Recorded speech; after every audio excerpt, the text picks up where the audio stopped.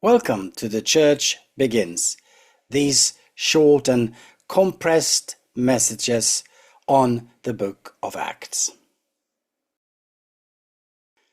God has a way of upending our expectations. He does not choose based on resumes, reputation, or past performances. No, he chooses according to his grace and his purpose. So nowhere is this clearer than in the book of Acts, chapter 9. There, Saul of Tarsus is a violent persecutor of the Christians, and he meets the risen Christ and becomes his most passionate ambassador. And this chapter is not just Saul's story. It is a reminder, actually, that no one is beyond the reach of God's grace, but also that God often uses the least likely to do the most extraordinary things. Meanwhile, Saul was still breathing out murderous threats against the Lord's disciples. And Saul, he wasn't half-hearted in his persecution. He was zealous. He genuinely believed that he was serving God by rooting out what he saw as a heresy. It's a sobering reminder that passion without truth can be very dangerous. Even sincere people can be sincerely wrong.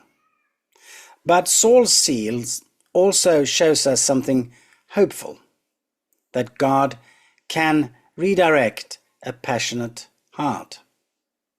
So if you are passionate, even in the wrong direction, God, he can rechannel that energy for his glory. Suddenly, a light from heaven flashed around him.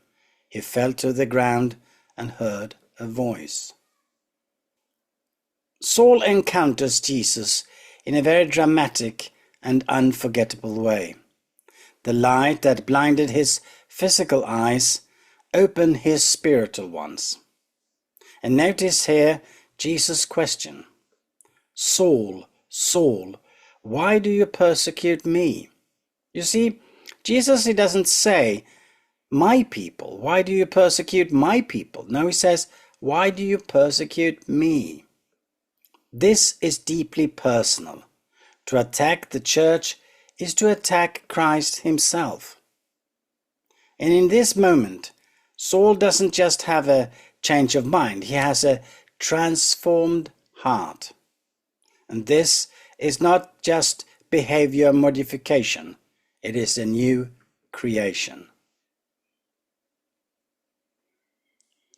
The period of 3 days here, without sight, food, or drink, as we can read in verse 9, symbolizes more than punishment. It foreshadows spiritual death, but also resurrection. The late theologian Jonsson agrees with some commentators who see these 3 days as Saul dying to himself, making room for the rebirth of Christ.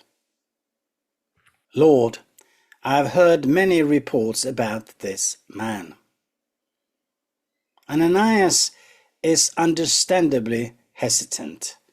Saul's reputation, you see, preceded him, but God, he says, go. Ananias' obedience become the catalyst for Saul's healing and commissioning.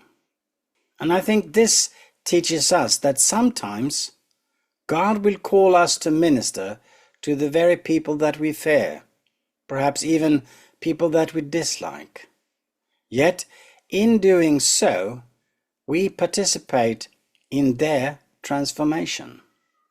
Professor N.T. Wright, he emphasizes that in Acts chapter 9 and verses 15, it says there, "But the Lord said to him, Go, for he is an instrument whom I have chosen to bring my name before Gentiles and kings and before the people of Israel. Jesus doesn't merely forgive Paul. He declares him chosen to proclaim the gospel to Gentiles, their kings, and Israel far from detour. This Gentile mission aligns Paul with Israel's enduring calling, tying back to promises in Isaiah 49:6 that Israel would be a light to the nations.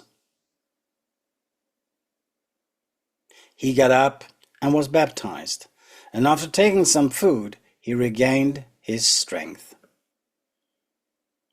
After his healing, Saul, he doesn't hesitate. He is baptized, symbolizing his death to self and resurrection in Christ. And immediately he begins to preach in the synagogues that Jesus is the Son of God. Talking about a transformation. Just think about it. The man who came to Damascus to arrest Christians, now he is proclaiming Christ, and very boldly. This is the transforming power of the gospel. God doesn't just forgive us, he repurposes us. So just think about it. If God can use Saul, he certainly can use us, you and me. No past is too dark. No heart is too hard. But they were all afraid of him, not believing that he really was a disciple. The early church was skeptical, and I understand. Barnabas, he vouches for Saul, becoming a bridge between suspicion and acceptance. His courage paves the way for Saul's new ministry. And in a way we all need Barnabas, people who see God's work in us even when others they doubt. And we are called to be, in a way, like Barnaby to one another. Acts 9 is a chapter of conversion and calling, of obedience and risk, of fear and faith. Saul's story, I think, can remind us that God sees who we can become, not just who we are right now. And also that no one is beyond redemption. We all have a role. We all have a part to play, whether we are Saul, Ananias, or Barnabas. Jesus, he didn't change Saul's direction. No, he changed his destiny.